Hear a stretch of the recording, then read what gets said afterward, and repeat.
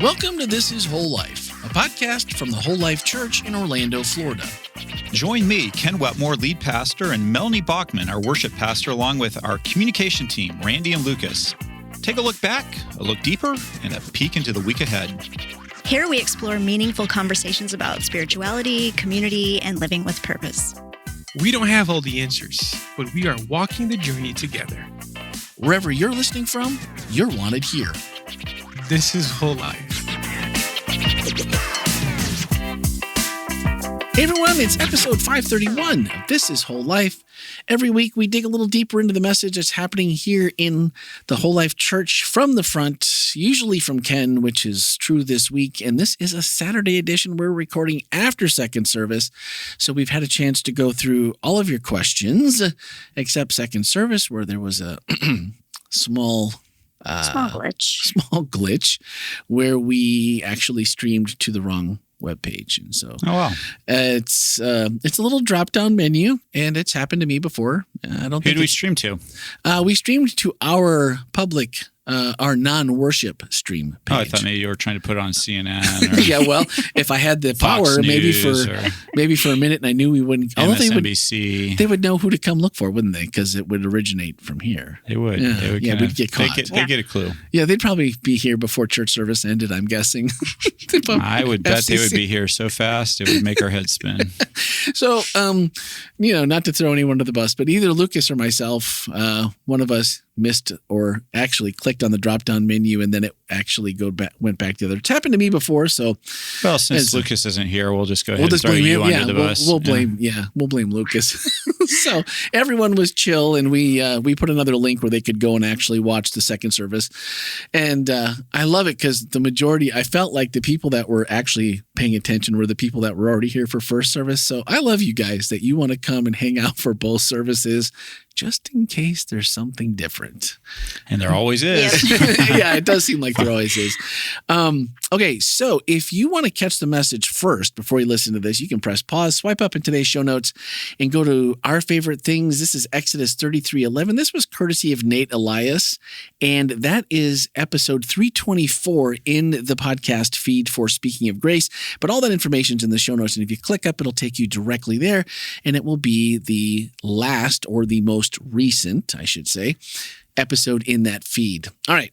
So last week, we're going to take care of a little business here via text, because last week it was Psalm 107, and that was from Ganashville Tim, who sent that in. And so he sent two text messages. One before he listened to the podcast, and then one after he listened to the podcast. So we'll go through the first one. Ken, thank you for that dynamic and unique approach to my favorite verse. Just for fun, here's additional information to my experience that day in Bristol Bay. First, it was the end of the season, and I had sent my crew of 2 home to Seattle, and I stayed in Alaska to winterize the boat by myself. But before I had the boat pulled out of the water and secured in a warehouse, I got cocky and decided to go up by myself one last time. Me, fearless captain, navigate boat by myself, not a smart idea at all. People have done that in Bristol Bay and have fallen overboard, never to be seen again. But in my wisdom, I had gone out further than I normally do, threw the net in the water, which is the length of 3 football fields, and fell asleep in my bunk. The storm came up while I was sleeping, and I got up and looked at the radar and my position on the map and realized the wind and tide were sweeping me out to sea, which by itself isn't such a bad thing, but there is something called the outer limit, which marks the lower boundary of legal fishing. And I knew if I drifted below that line on the map and out into the bigger Bristol Bay, Alaska Fish and Game would come along and arrest me. Wow. Confiscate my boat. What? My nets. Good grief. And my fishing permit? Good. Come on now. The libertarian in you is dying right now. I'm telling you, and I would lose them forever. That's what I do. Every time I take a test, I always end in somewhere in the libertarian. But come on. Lose them forever? This seems harsh. So I had a choice. I could either cut my gear loose from the boat at a loss of about $10,000, or I could just simply continue drifting and wait for the storm to calm down, which would be hours or a day or two, and risk confiscation, losing everything to the tune of hundreds of thousands of dollars. So finding my calmness in Psalm 107 was the recipe I needed in order to figure out a way out of that jam. And the calmness I experienced actually led me to decide to do something quite dangerous. That was to run the hydraulically powered net reel and at the same time place the boat in reverse to loosen the tension on the net. The problem with that was every time a large wave threw my stern up in the air and the boat came crashing down into the trough of the 8 to 10 foot wave, I risked the propeller of the boat getting caught in the net. And if that happens, well, then it's all over. So I was continually sliding back and forth on the stern deck, switching the reel on and then off and switching the engine gears from reverse to neutral while picking fish out of the net. Tim, a 20-minute job took about 2 hours, but it all turned out fine. Thank you, Ken, for emphasizing the key point of God in the boat with us. That is what I learned that day and have never forgotten. So I have a question, Melanie. How old was Tim at this point? Early 20s. Makes sense. All right, there we go. Did you know Tim at that time? I did not know Tim You did at not? that time. Okay. I wasn't sure when you guys met for sure. I didn't think so, but I was assuming. Much, much later. Okay. Yeah. So then he followed up. I think this was 2 days later. Listening to this week's podcast about Psalm 107, I appreciate the person's question on why Jesus chose mainly fishermen as his disciples. After fishing 11 seasons in Alaska, I have my own thoughts on this. I think it comes down to 2 words, trust and faith. A fisherman's livelihood not only depends upon how many fish they catch and bring to market, it depends in a large part on the trust they have in the crew they fish with and the faith they have in the captains and crew members of the other boats that may come to their aid in dangerous situations. Also, rookie fishermen have to trust the mentor that is teaching them not only how to fish, but how to stay alive. I believe Jesus wanted his chosen close group to have at least an intermediate understanding of faith and trust. I think that's a good one. And how not to lose $100,000 by running over your own net or going into the, well, that was only 10, but drifting into the third outer limit. Yeah. Something.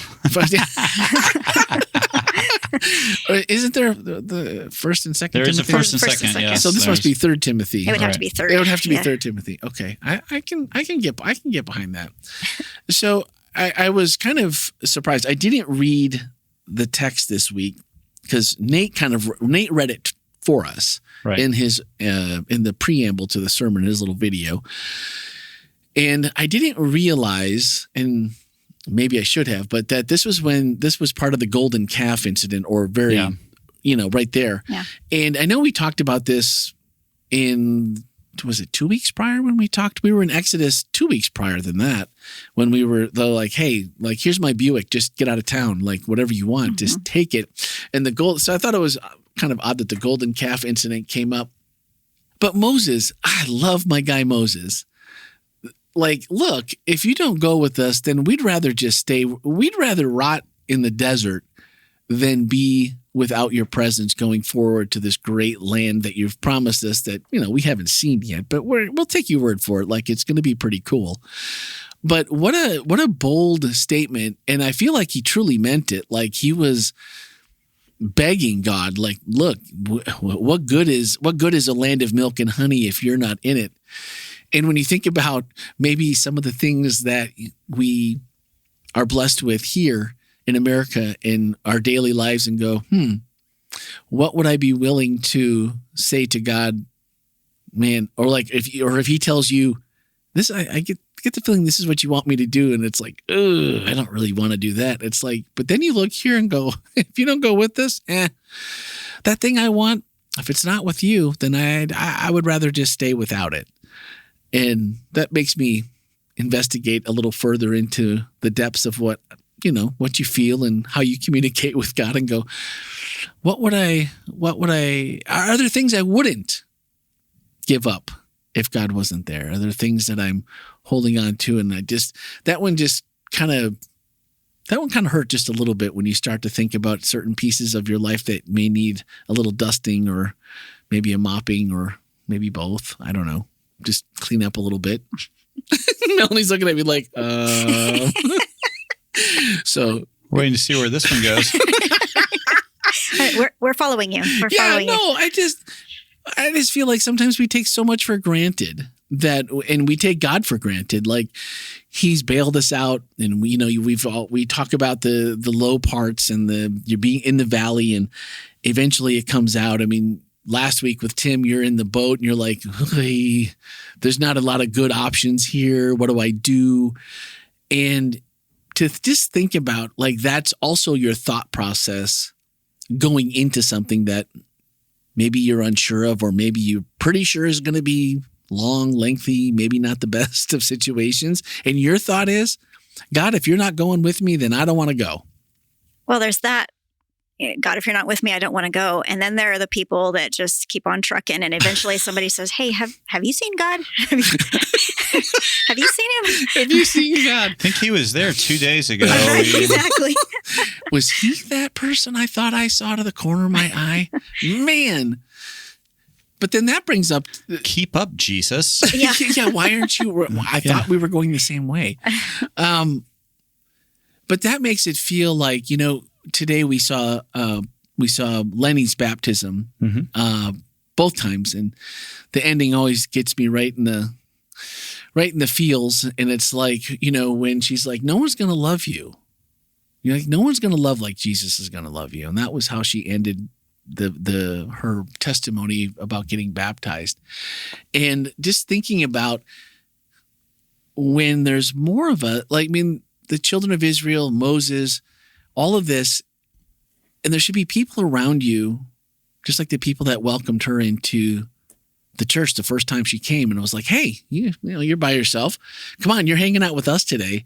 And just not even leaving a possibility that you could be left behind or that you weren't important enough to invite, and that they wanted to spend time together. And I think this whole idea of Moses speaking to the Lord face to face, and I guess I thought about it one way before the message, and I think I'm looking at it differently. And Ken mentioned the different ways that this face to face interaction can work, and how many times we say, "Oh man, I haven't heard from God," or "I don't feel God," and how many ways do we miss when it's like that or we miss the opportunity to be that person, to say, oh man, I don't recognize you. You want to sit with me for church, or hey, let's get to know each other. Or if we're on the other end and someone asks you a question and you're preoccupied, like, oh, how was your week? And you have an opportunity to answer. And a lot of times I feel like there are people here that they legitimately want to know, like, how was your week? Is there anything, we want to start a conversation. And how many times we pass that by without giving it a second thought and go, no, wait a minute. 2 days later, was that Jesus back there again that I missed? We can't seem to get on the same page together. And I just feel like that was a nice correlation in the message, that just, if you haven't thought of it recently, be that person or watch for that person, and be open to see what comes of even maybe just a simple conversation that could be God reaching out. The physical, relational, and the attitude or the favor, and turning your face towards someone means showing them friendship, approval, and love. And again, that very simple thought, and I think that's what made it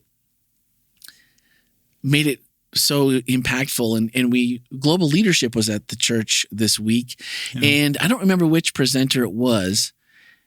He was yesterday afternoon, and his whole thing about body language, he's like, we think we know what we're projecting, and other people often don't, though. Is that Ryan Leake? I think, was it Ryan at the end, or was it the guy in the blue suit before him, when he was talking about Arthur Brooks? No, his kids. I don't remember who's the guy that had the kid that is his mom. Every morning when he had to take him to school, because his mom, he's like, my wife has the more important job, so I take him to school. Oh. What was his name? I can't think. That's Kwame. That was the day before. Yeah. Was that the day before? Okay, I mixed up my days. Kwame Christian. Yep. Yeah, and he was like, man, I'm really feeling bad here because you want mom every day. Yeah. But really, he wasn't addressing he thought he was coming across as, warm and loving and inviting, and he just wasn't speaking the same language. His body language wasn't the same, and he had to totally rethink that. And I often wonder how often, when you don't get the response you're looking for, maybe we have to say, like, wow, I wasn't the response I was looking or thinking you might give. It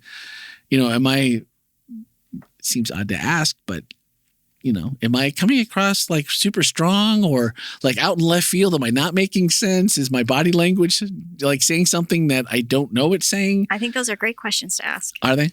I think so. I guess if you want the answer, maybe the answer is not what you think it is. Well, There are several speakers that really encourage that whole concept.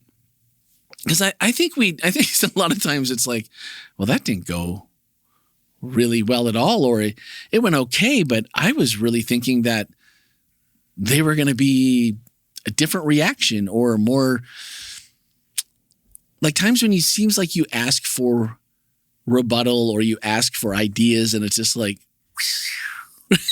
did I ask, maybe the question wasn't clear. Maybe that was it. Was it just communication, or is it like, hey, Ken, I'd really like your opinion on this? No, I don't. Is that what my body language is saying? I just thought that was an interesting idea that you had about, or I guess it was the word, right? Was that the definition of the word? Talking about panim? But yeah, that was turning your face towards someone means showing them friendship, approval, and love. Your face is how you show who you are and how you relate to someone. But that feels like there's a you put the plural part and it's like there's a ton of things that all go into that. And I feel like maybe, I don't know, I never took a class in high school or little college, like nothing that was like, hey, do you know what your body projects? Maybe we should do a class on that. Oh, I have a whole book. Oh, do I? Uh-oh. It's by Adam Kennan.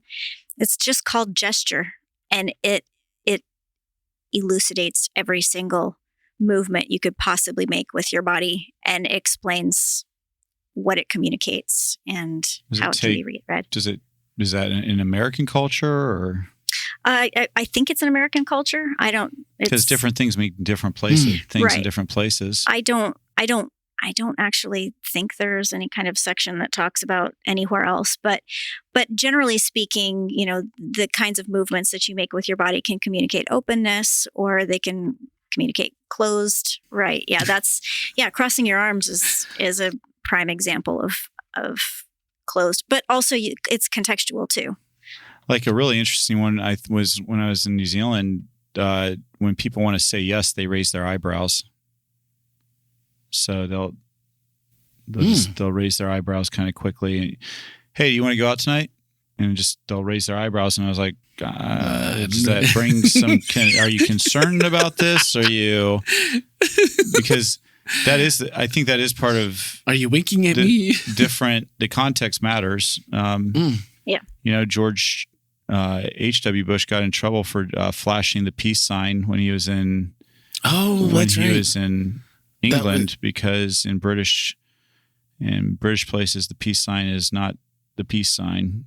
It's rather vulgar. It's a lot more like the middle finger. I remember when that happened, but I couldn't remember what the I didn't know that was a thing in their culture.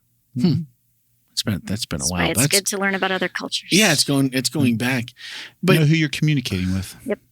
I was always told in sales training, they do give you some things like, crossing your arms. If you sit at a table that people can see your feet or your legs, if you cross your feet, it's supposedly a sign of uninterest and a sign that you're not really that intelligent.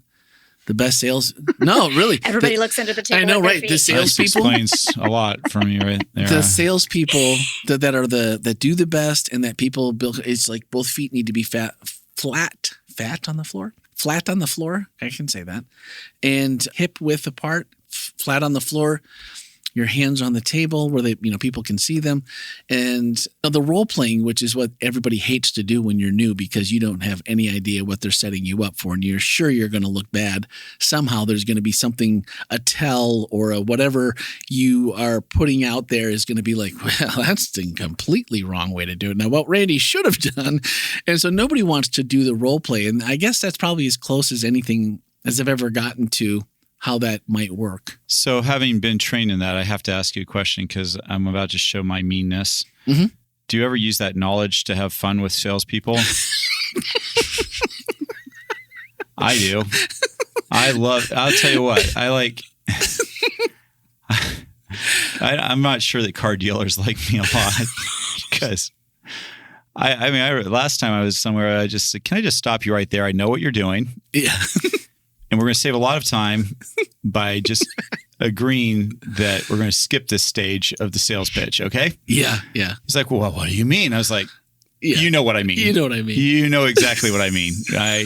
You are hustling me right now, and it's okay. I get it. I'm not mad about it. Just can we skip this? Because I know what you're doing, and it might work on other people. It's not going to be effective with me because I know what you're doing. And then the other fun thing is to do it back to them, do their own techniques back to them. Because one of the big things one of the obvious ones is that salespeople never want you to leave without buying, right? If you're in a sales deal, they're like, I'll make you a great deal today. That's it. And so my favorite thing is to get up right at the beginning. I'm out. Well, what do you need? I don't know. What do you got? Or every time we're gonna go talk to our manager. Like, let's talk to our manager at the end of this one, and it's done, and then that's it. Because I don't want to. Or have you ever had someone roll the pen down the paper, the contract to you? Yeah. And it's like, oh, sorry. And then you're supposed to catch the pen, and it is proven that if you have the contract in one hand and you have the paper in the other, odds are good. Odds are good that you're just going to sign it, because now there's a pressure of, I've got to put it down and I've got confrontation coming. Well, the other one that they love to do to you is say, you're not signing that you're going to take the deal, but you're signing that if we're able to meet everything, you would take it. Yeah. Yeah. Last time I bought a car, they were trying to sell me an extended warranty. I'm a sucker for those. You will have good luck with me if that's your thing, because I'm like, yes, I'll take 3 of those, because I am so bad at working on cars that what extent, like how far out can we extend this? Like I will take, you have the tree resin part of that on the, yes, I will take that too. Anyway, sorry. So Melanie, yes. No, I told him I didn't want it. And he was telling me everything that could go wrong with the car, until finally I was like, you know what? I'm not sure buying this lemon is a good idea. Right. This thing's a piece of junk and I haven't even bought it yet. Are you telling me that it's going to break and I'm going to need this? Because maybe I need a different car. I need to bring Melanie along with me, because I think she would cover some of the gaps that I've got going on. Between the two of us, we wouldn't buy anything. Well, and the other one was the last new car I bought. Well, after we moved here, we moved with Heather's car. My car got left in Wisconsin and sold to somebody because it didn't have AC, and it had a transmission problem that was going to be a problem that I'm like, nope, we'll just do one car. We can do it for the first year. We'll be fine. And her car turned out to be, it didn't make it the year.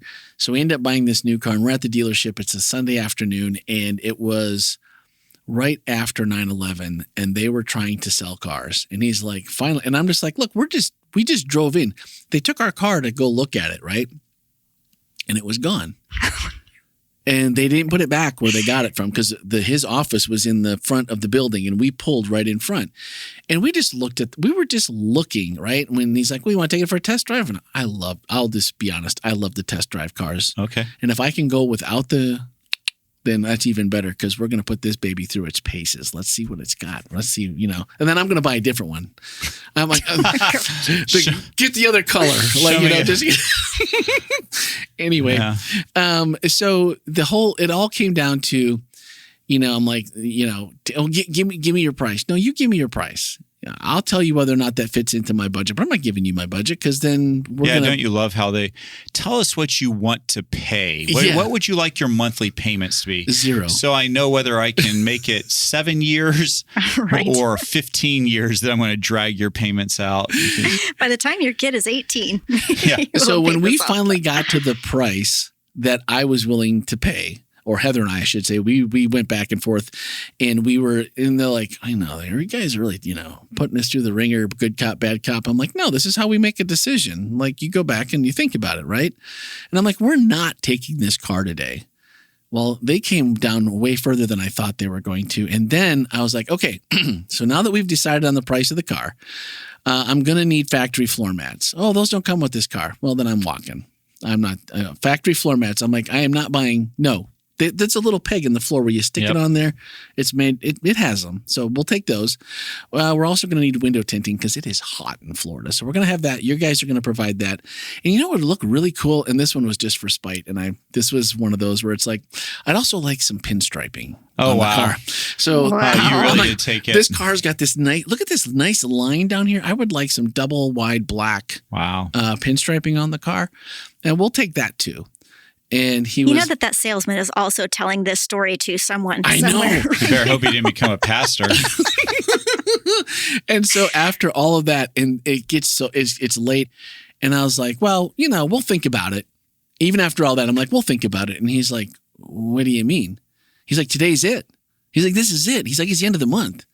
And I'm like, oh, so we got a quota. Is that what you're telling me? And he's like, well.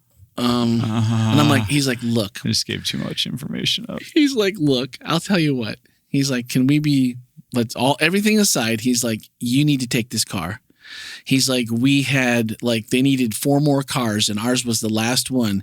He's like, I get like $100,000 bonus. Whoa. The dealership for making quota. He's like, we have to push this many cars. What we sell, we could sell all those cars for no profit. Sweet. But we need that. Yeah. And so he's like, what you have us at? He's like, I can show. He showed us. He's like, I'm making like $800 on this car for what you wanted to pay, what we're going to give you for. And he's like, well, we already took the trade. And he's like, it's in the back getting like new tires and whatever. And I'm like, I never said I was taking the car. Right. And so then they're like, well, we're going to need a down payment to get to that. We agreed on $1,000 as a down payment. And I'm like, well, I don't have the $1,000 with me. And to be honest, I don't even have it in my checking account. I'm getting paid in a couple days and then I'll have it. When we moved here, we were broke, like dead broke, but I knew I could get the $1,000. And so they're like, so I'll never forget. They're like, well, we'll have Ken, our other guy over here. We'll have Ken follow you back to your house in the car. And we've already signed for it, whatever. And you can give us the check. Then post-date it. And then he's like, we won't cash it till Friday. So they accepted a post-dated check for $1,000. This was Sunday. And they waited till Friday to cash the check. And I was like, if you bounce my account, hold on. Like I'll be back here. I'm going to drive this thing right back in. I will be in your showroom and I will make your life miserable for an entire. I'll take the week off of work just to do this. And he was like, no, we're good. So it's like it's one of my favorite cars telling stories ever. So we got a pretty good deal on that car. Kids, has been your podcast on how to buy a car. That's it. Next week we'll be back with This is WholeLife. That's right. And wait. I get the connection to the sermon. Yes. Carmen Electra. Oh, yeah. Well done. Yeah. Well done. So swing that right on back around. So, no, it was not. This was 2001. So yeah, it was. You did say it was right after. Yeah, it was predating that, or no, 2003. Sorry. So Carmen Electra, were you a fan? You didn't really say like it. Was that a? Were we supposed to surmise? I will that? say. Well, what I will say was I was excited to meet her. Okay. Yeah. And she just totally didn't. That's a sad story. You know what? I was bitter for a couple years. He did not go out and buy that DVD. That's it. No, I wait till it was free streaming. I actually did not. I did not watch that movie. Got it in your stocking for Christmas. It was pretty bad too. Can I just tell you? I will give you what I didn't give in church. It's and I do not recommend the movie, but it was called, I think, Curse of the Jade Dragon or the Green Dragon, something. Or it was I don't. It was pretty. I got to go watch this now. It was not. A distribution of 10,000. It was in the $1.99 bin at Walmart. What I really enjoyed about the movie the most was just the Guam scenery that they threw in it. I was like, oh, I've been there. Get out of the shot, Carmen. Why are you here? Yeah. So anyway, yeah. No, I don't know if I'd say I was a huge fan, but I was definitely looking forward to meeting her. And as I look back on it, she probably gotten off of that 12-hour flight and probably didn't feel like she looked the greatest. And and she didn't know anything about the island before she got her there, I'm pretty sure. And so who was the other person? Aaron Eckhart. Anything else we know him from that you can think about? Off the top of your he head? plays the president in, I don't know. Let's see. I was thinking to myself, the name sounds familiar, but I couldn't actually place. Yeah, you've definitely seen him in different movies. He's in The Dark Knight. He's in. This is what he looks like. Oh yeah. We've definitely seen him around then. Yeah. Okay. Cool. And this was a movie, and so this Jade or whatever this movie was filmed in Guam. It was filmed there. It was. Is it the only movie filmed there? The part that I did that I kind of left out that may have some significance to this is that I don't know, particularly when I went to interview Carmen, I had done a major piece about how the producers of the movie had gone to the Guam Visitors Bureau and basically got them to fund the movie. There was like a massive amount of money that was either loaned or was given outright to try and incentivize them to bring the movie to the island. And the thing about it was that you knew the movie was going straight to video. Nobody was going to, it was not going to be. But the way that the Guam Visitors Bureau was making it sound was like they had gotten this movie that was going to be released anyway. So I'd done some reporting that I think Guam's Visitors Bureau had viewed and the government of Guam had viewed as kind of negative about them expending public funds on this movie. And so I think that they had kind of encouraged the movie crew to not do interviews with our station because we'd been critical of the expenditure. They gave one of our competitors a lot more access because they had been very complimentary of it. But anyway, so I think that might have played a little bit into what happened there as well. But our church had a video scavenger hunt. And so one of the items was get Carmen Electra on video with you since Ken can't. And we had two different teams that pulled it off. Oh, really? She was super nice to them.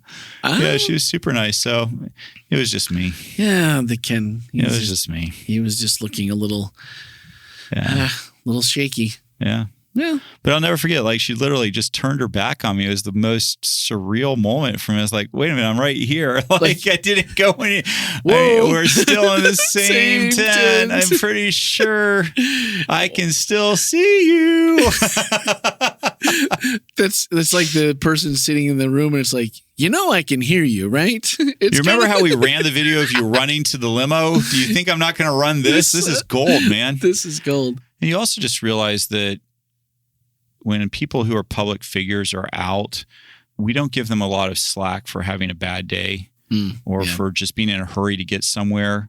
When you go up to them and say, hey, can I have your autograph? Can I get a selfie with you? Whatever. We tend to really not think very well of them if they don't do it, but we don't really take into account that maybe they're not feeling well that day, or maybe something's not going well for them, or maybe they were hoping to go a whole day without having somebody ask them for something. Yeah. Do you have a celebrity interaction story? Well, not that cool. Okay. Sure you do. Who have you met? Who do you? Who's the biggest celebrity you've ever met? Biggest celebrity? I met Tim McGraw. Oh, okay. That counts. Cool. Yeah, that definitely counts.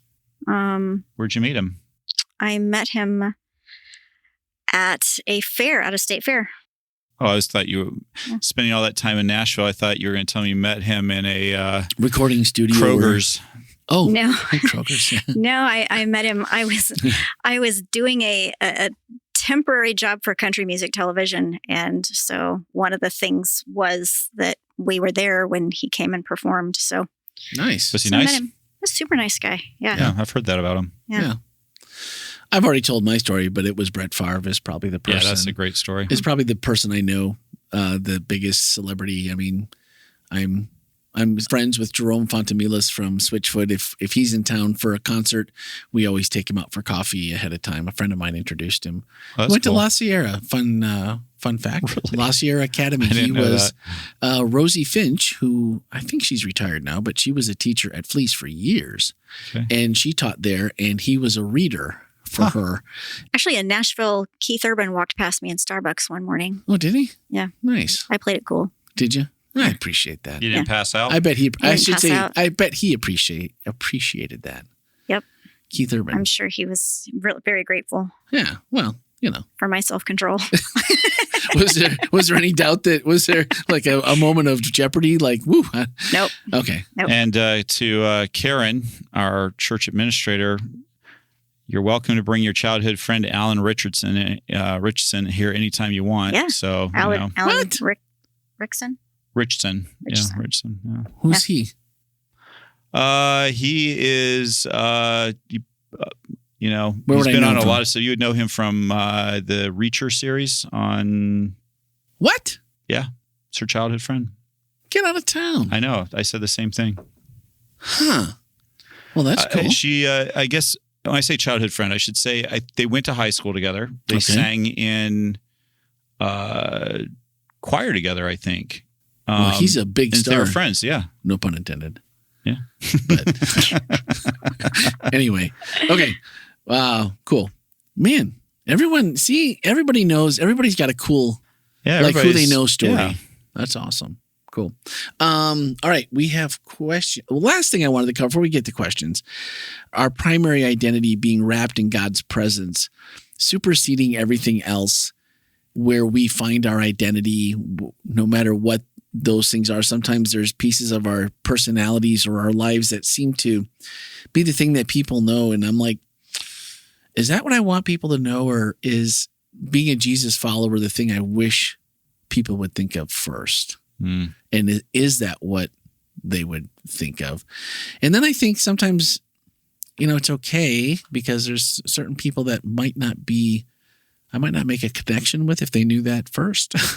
So I wonder, can it be that way, but not always be that way to certain people that I feel like, So I don't know if that's the first thing I would want people to know about me necessarily, because I'm not sure that That's is what I'm necessarily a good thing. There's that lady that keeps getting on airplanes and like preaching to a captive audience for like 30 seconds or a minute. And I think everybody on that plane is like, yep, she's at least a professed Jesus follower. And everybody was very happy when she got off the plane. So I don't know. I think I would much rather be known as, wow, that is, that's someone who's a quality person. That's someone who is kind. That person is, and after further review, we find out why. But what is Right. it? What does it really mean to bring God's presence into a room? And this is a part that got dropped off on the cutting floor, but probably shouldn't have. Now that I'm thinking about it, is we talk about the fruits of the Spirit, right? We talk about peace, patience, self-control, all those things. Isn't that what it means to bring God's presence into a place, to be exhibiting those things? Because those are attributes of who God is. And so if we have the Spirit and the fruits of the Spirit in our life, then isn't that taking God's presence? And I think people are very happy to have patience shown them, kindness, gentleness. I think those are all things that people are very thrilled to have around them. And so I think sometimes we get so busy saying words about Jesus that we forget that it's really his character that he's desiring us to take into the world. And that's a far harder thing to do than it is to spend 30 seconds on a plane saying a bunch of words that aren't considerate of the people around you and that aren't really taking into account what they have going on. Well, and I don't think we actually take God's presence places because I think God is already there. I think that we can help people recognize God's presence, or we can help create an awareness of the presence that is there. I don't know. But I think that works into what Ken talked about as far as mentorship goes. Maybe that's the part where once people find those pieces that maybe aren't so obvious, like in word, but they are in deed, and they are in the way we treat people and the way that we welcome people. And once you've brought them to that place, and then to realize, why Why do you do those things? Would it be better to say to amplify God's presence? Ooh. Reflect it, I think. But if God's presence is everywhere, maybe when we go there, what we're doing is amplifying it. We're taking it up to a volume that they can hear. Yeah, potentially. I think that can be a part of creating an awareness, or just exemplifying or something like that. Yeah, I don't know. It's interesting. There are some nuances there that we could play with. Yeah, I like the idea though of the places where you see God working in your life and the things that He's worked with you through, and even with his frustration must have been way higher than Moses at times, because he's seeing everything and going like, "Oh, you guys, you're killing me." And Moses is going, and he already knows what Moses is going to come back with, with the complaints and all the rest. So I just like sharing the part that where God is just definitely, you've seen him, you've felt him, you've watched him work in your life, and then to maybe find someone that needs that direction and just needs the thought, the care, just to be heard. I think I like that mentorship part of it, because otherwise it's like, well, why would I want to keep all that to myself? Yeah. Okay, questions. We had a couple, and did we have any from the chat from first service? Do you know? Did you look? I didn't see. And then I didn't look at the very end. I lost. But okay, I think we probably didn't. If you did and we didn't catch it, just send it and we'll go through it next week, guys, because the whole thing got kind of messed up with the stream. So the first one was, can you expound on what it means to revel in God's presence, and what are your thoughts on how we can do that better as a church community? And I think, did you answer this one first? I answered that in first service, but I'd love to hear Melanie's thoughts on it. Yeah, I didn't hear what you said, because I just caught that piece and then I was pulled out of the room, so I didn't hear it. But how can we revel in God's presence? I think it's just intentionality. I think it's putting ourselves in a place with fewer distractions, and listening and cultivating that awareness inside ourselves of the presence of God. Because I think, we were talking earlier about how busy we are, and sometimes how we even we multitask our entertainment, Yeah. And I think for me, either taking the time to just pay attention and cultivate, or being willing to be interrupted and noticing when you're being interrupted. I usually have something going on. Like if I'm out mowing the grass or I'm working in the garage, I got my AirPods in. I'm listening to podcasts, because I'm always behind in my podcast feed. I have over 40 shows that I try to listen to on a regular basis. Yeah, I guess you are behind. And so I am always like, there's always something to listen to that I enjoy, and that, educational. Some of it's just for fun. So I feel like it's always been my personality. I'll go to sleep with music on. I'll leave the TV on sometimes if I'm just working around the house. I'll just listen here and there. And it's just, I don't know, for whatever reason. Although sometimes I think that prompts can be helpful. Okay. There are certain songs that I feel like are just like shortcut to the presence of God. Oh, right? Absolutely. And so I think that there are times when you can do the things that kind of open your mind and heart to experiencing or receiving the presence of God. So I don't think that prompts are always, and sometimes they can help keep you from distraction. Because for me, like, I have a really hard time meditating because my brain won't be still. So sometimes having something intentionally that occupies a part of my brain, so the other part of my brain can do that reveling or that thinking or that, experiencing, is helpful. So, dear listeners, please, if you have a meditation app or a idea that Melanie could use, send it in. Yeah, I have to warn you in advance. I'm highly skeptical, and I get distracted easily because if it's a Christian meditation, I'm often like correcting their theology or questioning what they're saying. So it's really, really hard for me to just meditate. So please keep this in mind when you send me your meditation options. The look on Ken's face right now is one of my favorites.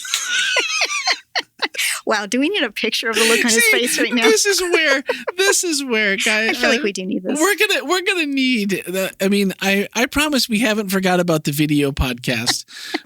We worked on a project earlier this year, Lucas and I, that is going to facilitate the purchase of some equipment that we need to pull this off. But like, you have to, like, this is the part you guys miss out. Is it's just like Ken sitting across from me. It's going straight to Slack. Can I see what I look like? Because I have no idea. It's just Ken wrapped up in that facial awareness. See, like this, maybe this is. He just had to ask to see it, so we don't know always how we perceive, how we project. Yep. onto others. But I see that face every so often. I'm just like, oh man, Ken, that's my guy. I love it.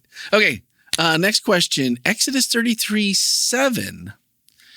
7. Okay, I don't have that right in front of me. Anyone could go to God at the tent of meeting.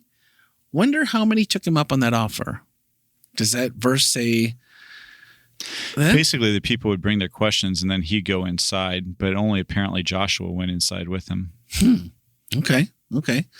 Another final, this message really spoke to me. God's presence is what our world needs. And as I go into this new school year, I will take God's presence to my school community. And any tips or ideas on how to do that in a secular setting beyond being a good person and being kind? How do we take those God's presence into a secular setting beyond being a good person and being kind? Well, firstly, that's a good place to start. Ooh, okay. So being kind, being loving, being the kind of person that that's different, and I say that because having worked in very secular environments in reporting, I don't think it was the preaching that I did that really made the difference as much as it was. I remember we went through the loss of a very close friend. He was 28 years old. I was, I think, 25 at the time. And the people around me watched me go through that. And then we went through a difficult experience with an employer, and they watched me go through that.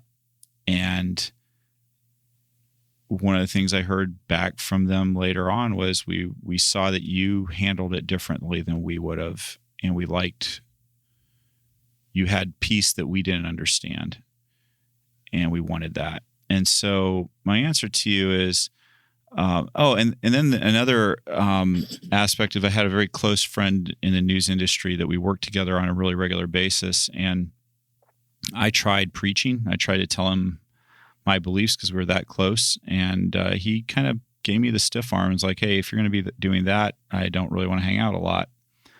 And so I cut it out. But then all of a sudden he started going through a very difficult moment in his life. And he started asking me the questions on his own. He started saying, hey, what do you think about this? And what do you think about God on that? And where and what I've discovered is that when you're different than the people around you, when you're not doing some of the things that they're doing, for me, drinking alcohol has just never been something I wanted to do. I make enough stupid decisions without that. And I've known that.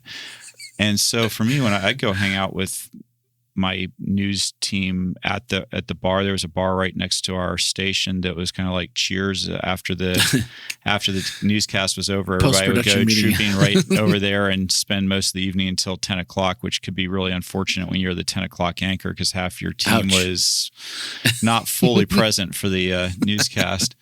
But I'd go hang out with them and spend time with them and just be me. And they knew I wasn't drinking. They knew I wasn't, that I did things differently. And when they were ready, they would ask questions. They would ask things. And I think that the best thing I can tell you is just be a good friend, be a good person, and be prepared to share why you are the way you are. Not to defend it, but just to share it. This is what works for me, and this is why. And have that understanding of why you do what you do. And by the way, if you don't have an understanding of why you do what you do, sometimes hanging out in those situations will give you a really good understanding. It'll force you to think, well, why am I not doing this? Why am I doing that? Because you'll get their ideas. Yeah. And I've never regretted it. And I get called out occasionally. There was a couple times where I did not behave like a Christian. I remember having the public affairs officer for the governor of the island. I said some things that were not appropriate whatsoever. And he said, I thought you were a Christian, man. And I mean, he was engaging in the same behaviors I was, but he called me out correctly. And it made me stop and think people were paying attention. So anyway, so then it was time for an apology. You're right. Shouldn't have talked to you that way. Well, this is a couple weeks in a row we've had people text the show while we're recording. Oh, cool. And so here we go. This would be referencing last week's show. Okay. In the podcast, in the first 30 minutes, it was said that Jesus was the Messiah because he was able to control the weather. He called a storm with his voice. Joshua, Elijah, and Moses all had asked God to control the weather when needed and couldn't do it themselves because they were not God. Then it was said maybe the demoniacs made the storm to prevent Jesus to cross the sea. Wouldn't that give the demons the same power as God? Just a thought. Hope it's not too late. Great thought. I was actually thinking about that while we were actually saying it out loud. Isn't their power allowed by God to a certain extent? Like when it was... Yeah, we tend to say that a lot as Christians, that because God is all powerful. Yeah. So everything is within his control to a certain extent. Wouldn't that apply to not to a certain, but completely. So one of the traps that we'll fall into a little bit is 21st century Christians in the United States. We don't tend to think in a first century paradigm. So maybe I should have been a little bit more clear that only the gods could control the weather. For instance, the whole big showdown with Elijah in Mount Carmel had to do with the fact that Baal was considered to be the rain god. And when Yahweh stops the rain, it makes him more powerful than Baal, the god of thunder, lightning, and the storm and rain. And then Baal couldn't bring it back. Right, yeah. Exactly. Gotcha. So I think in the Bible there's some... So maybe it should have been a little bit more clear that there is this certain amount of belief that demons have some sort of control over... that it's not just God, but that demons have some kind of control over the weather to a certain extent. But ultimately, they don't have the complete control that God does. Kind of like with Job, right? I mean, he told Satan, you can tempt him, you can give him boils, you can do all this stuff, but you can't go this kill far, him. But no further. Yeah. He says that to the accuser. Yes, the Satan. The accuser. Satan. We went over that not that long ago, I think, because I don't know if I remembered it. I mean, I've heard him called the accuser, but I didn't know that was like name thing. Cool. Melanie, are you typing for information? Looked like you were I'm furiously looking like I am furiously looking for something, but not directly related to that particular couldn't find it thing. Save it for next week? Yep. Well, guess what? Next week, we have a special guest. Lindsey. So I have a challenge for you guys. Oh, go ahead. Can we do, before we leave this week's sermon, I had somebody come up to me after church and ask me, could you talk on the podcast about whether or not you think God's presence can be with sinful people? Whether or not God's presence can be with sinful people? Yeah. What do you think, Melanie? I think that there is nowhere where God's presence is not. That's what I think. Is it Psalms or Ecclesiastes say, no matter where I go, there you are with me, whether I go down to the depths of hell or whether I go up into the highest heaven, still your spirit will be with me? Yep. I think that we'd have a real problem. So Jesus was God with us, and he was with some pretty sinful people. And I think about Moses, he wasn't perfect, and yet God was talking to him face to face. So my thought is yes, that God can be. I feel like, did we answer the question that was teased during first service by Dale? There was a question that Dale teased during first service. Good catch. I missed that. Was that? It was a tough one, and it's the one that Melanie's going to answer. Is it this one? Yes. Okay. That's the one. Gotcha. I did. Man, good catch, Ken. Moses seems so much more gracious than God in this story.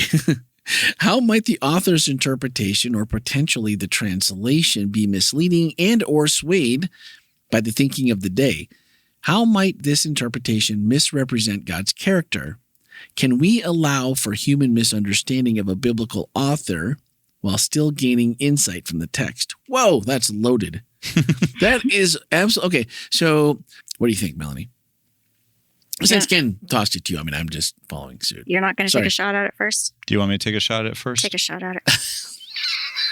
So then you can tell him where he's wrong. So Melanie will hear what the child has to say, and then she'll let you what the adult answer is. Sorry. Okay. Do you want me to go first? I'll go. No. Go first. I don't mind at all. I just I give you an out. So I do. Here's what I do think. I think we have to really understand that, and we've talked about this more than once on this show, that the authors of the Bible are not doing word for word. God doesn't say to them, okay, I want you to write down the word the, or I want you to write down in, all right, in, the, beginning. God doesn't do that. Our understanding, particularly from a Seventh-day Adventist theological standpoint, is that God inspires the writers to write down their thoughts, but they are interpreted through their lens and through their framework. And I think it's really important that when we start thinking about some of these early texts in the Bible, we're dealing with people who live in a completely different world than we do, a completely different system of way of thinking, different science. Everything's very different. And also their understanding of God is different. They don't have the lens of Jesus in the Gospels that they're seeing God through. They're interpreting God through a lens of what they know about what the cultures around them interpret the gods as being. And they we often, again, in our society, we believe there's only one God, that there's everything. There aren't other gods. In those times, they really believed that there were other gods, but Yahweh was the ultimate. The Yahwist believed that God was the ultimate God, but that there were other gods out there. And all you have to do is read through the Psalms to see that it says you preside over all the other gods. And sometimes we'll translate as over angels, but the text is it's a little shaky that that's what it's meaning. And so what I'm trying to say is I believe that a lot of times that when we read this, the way that I like to think about it is you're getting the picture of God that you would get from a 4-year-old. And are they interpreting everything about God 100% perfectly? I don't think they are. I think that we have a much greater revelation of who God is through Jesus. So when you start talking about this passage, they are viewing God through their own lens of their own time, their own place, and their own maturity level. And so is it possible that they misrepresent some aspects of God? I think so. I think that there are some parts of God that they're not willfully, they're just seeing it through their lens. So when they ask, can we allow for human misunderstanding of a biblical author while still gaining insight from the text? We're saying that I hope so. We have to let them, because this is the reality of the time, place, and situation, right? So can I just say, I think God uses me. I think that God speaks through me. I think that when I get up and give a sermon, every time before, I always pray, God, hey, please say what you want to say. And yet I also want to say that as much as I believe that, I also know I started preaching when I was 16 years old. So 35 years or 30 whatever years of preaching that I've done, I have changed my viewpoint. God has grown me and changed aspects of what I understand and believe. Yeah. But I still believe that even in places where where I would disagree with myself 15 years ago, I believe that I was doing good. I was doing the best that I could.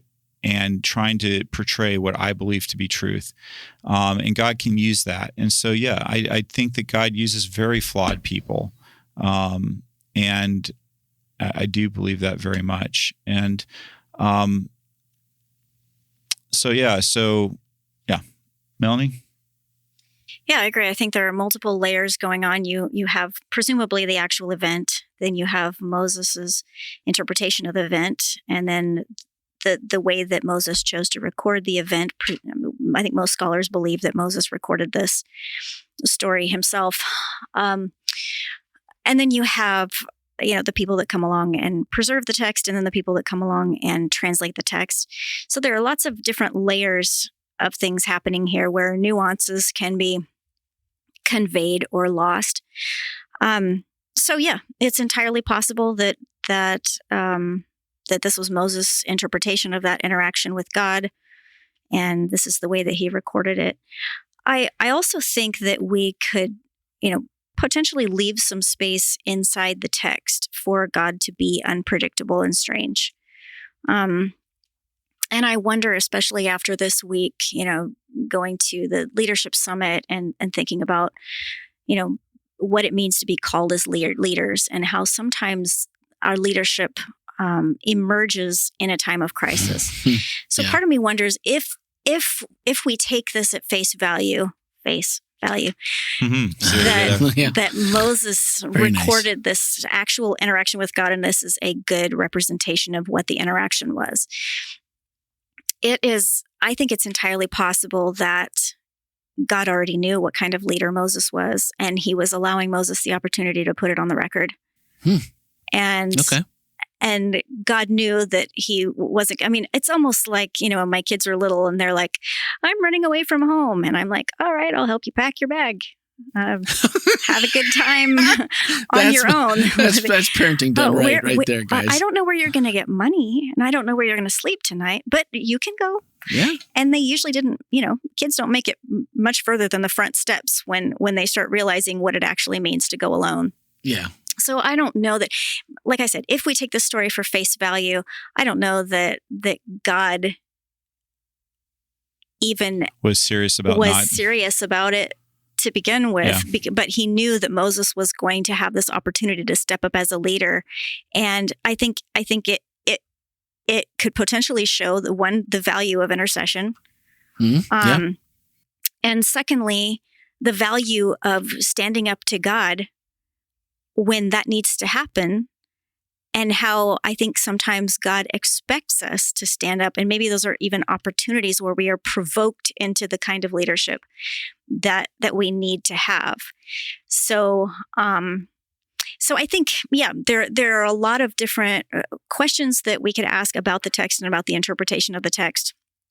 I also think that there's room inside the story to explore that strangeness and figure out what it says about God, what it says about Moses, and what it says about us as we read it, because anytime we read something, we are reinterpreting the interpretation. So I think sometimes the text can be a mirror back on us.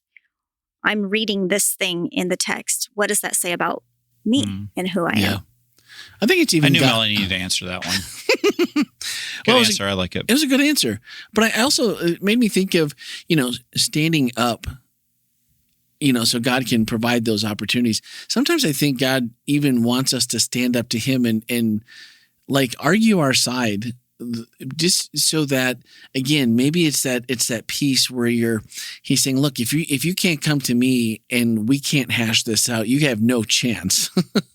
You have no chance anywhere else. Let's do this. And I kind of feel like that, like you mentioned, kind of feel like that's how, especially with Moses, he goes through so many different, starting way back as a baby all the way through his life, there's just so many opportunities to learn, and he consistently puts himself in bad situations early on, and even later. That's the reason he's not going into the promised land. All those different things. And that's why I love Moses so much, because I feel like we get such a broad view of, like, here's what not to do, but also here's what to do when you grow. because this is what God can help you become.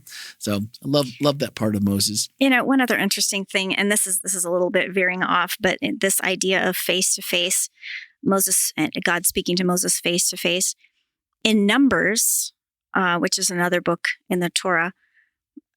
It's described as God speaking to Moses mouth to mouth, which is an interesting nuance, because in Exodus it says he spoke to Moses face to face as a friend, and in Numbers it says he spoke to Moses mouth to mouth, mouth to mouth, not in riddles. So one image of face to face really gives the idea of a relationship, and the other gives the idea of clarity in terms of the communication. So I think that's interesting. I also wonder if, it was really important, because Moses says to God, hey, I don't know, if you don't go forward, how will I know that you have favor with me? And God says, hey, you know what? I do have favor with you. And I think in some ways, Moses is establishing his own credibility and his own leadership with people, because he's demonstrating, see, because God continued on with us, that means that I have favor with God, which means I am, I am the leader that I'm supposed to be in this situation. So something interesting. All interesting. Yeah, for sure. Okay. Before we save the day, we had one extra comment come in real time. And then Ken reminding that we had one more to check off. We mentioned that our newest member of the Whole Life staff, our new family and children's ministry pastor, Lindsey Pratt, will be speaking this coming week. Do we know what she's speaking on? You probably know what she's speaking on. I have an idea, but I haven't heard it yet. Oh, she's keeping it under wraps. Lindsey, good job. Keeping it under wraps. Woman after my own heart. Right there. I was going to say, did you tell her that this was the way to do it, or no? She came up with that all on her I just own? know that she's working on something, but I'm not sure exactly what the end result is going to be. So, but she told me she's going to spend some time with you on Friday. Yeah. So that'll be good. I'm going to have to preach at least one more time before my time here expires. Okay. Because I didn't get the Melanie treatment that everybody else gets. Well, we had a conversation. We just didn't get the full rehearsal experience. Yeah, so. And I kind of feel like I missed out a little bit. You did? So I'm sure I did. That's what I'm saying. I am happy to do sermon rehearsal with you whenever at some you'd point, like. I mean, it can be. You could do podcast rehearsal with him. That's an interesting podcast. Yeah. I'm late for podcast rehearsal. Yeah, I don't know. Let's not add anything else to our list that's not absolutely necessary, shall we? Let's do that. But you know what? If you guys haven't met Lindsey yet, her smile is infectious. Her smile is a good representation of who she is. What a great person that has joined our team. And so, I'm excited that people are going to be able to get to know her a little bit better. Exactly. But you know what? Maybe if you haven't met her, send her a little word of encouragement. Lindsey at WholeLife.church, and just be like, hey, I'm looking forward to hear what you're going to preach this week, and maybe just say a little prayer in the email, or just pray for her and let her know that. That would be really cool. As we were mentioning, because it was Global Leadership this week, the week flew by. Fast. Tuesday came, Wednesday we started prepping, and then it was just crazy cleanup and then get ready for church and everything else. And I feel like Lindsey has kind of gotten a little bit of the fire hose treatment, where it's just like, hey, here's how things are. That's how we do it. That's how we do it. So, a little word of encouragement, if you have a little extra moment in your week, that'd be something super cool that you could do for her. So next week, that's going to be episode 532. And, even if we record on Saturday, if you get your comments in quick, sometimes they make it just under the wire. Podcast at WholeLife.church, or 407-965-1607. We need to hear from you. So join us for Lindsey next week. And anything else I'm missing? Did I forget anything? I don't think so. No, that's it. Nope. Thanks, guys, for listening. Have a great week. Thanks for listening to This is Whole Life. If today's conversation resonated with you, we invite you to subscribe, share, and leave a review on your favorite listening platform. To join the conversation, send a text or voicemail to 407-965-1607 or email podcast@WholeLife.church. To learn more about Whole Life Church, worship with us online or in person, visit our website, WholeLife.church. Until next time, this is Whole Life.